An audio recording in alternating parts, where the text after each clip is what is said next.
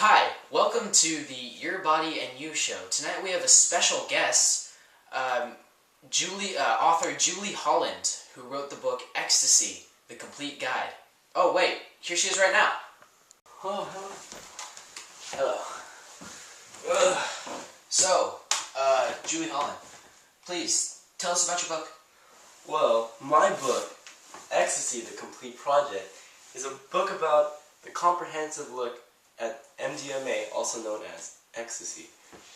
In this book, we will show the benefits, the negatives, and how you should take it, and the psychoactive, spiritual effects of it.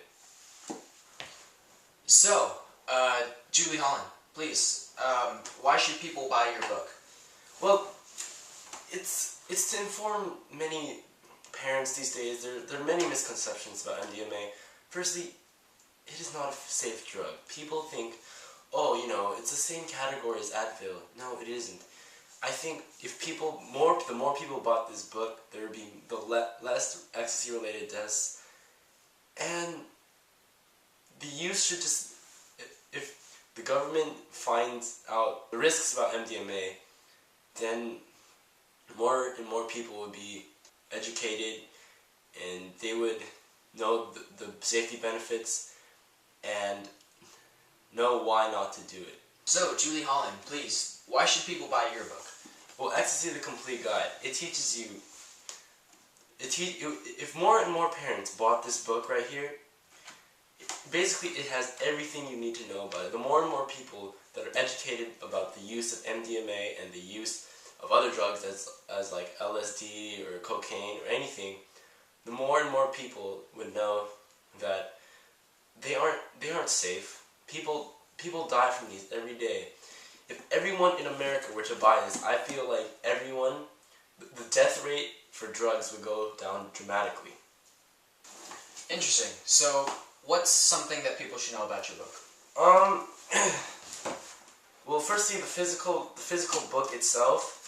Honestly, it is a college. It is somewhere over 400 pages, so I wouldn't show, your nephew or something that's like 5 years old. They wouldn't understand it, personally.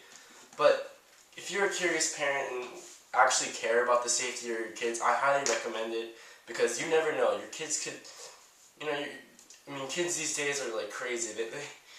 They could be getting straight A's and they can be drinking alcohol, in the back alley. Definitely don't show your 5-year-old nephew, because he can read this. Because you never know. You never know. Okay, so how does MDMA affect the human's brain?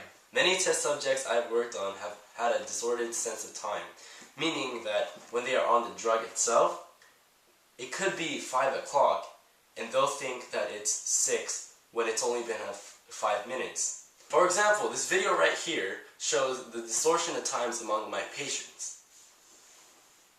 Everything's so perfect. Hey, what time is it? It's 4:08. Hey, what time is it?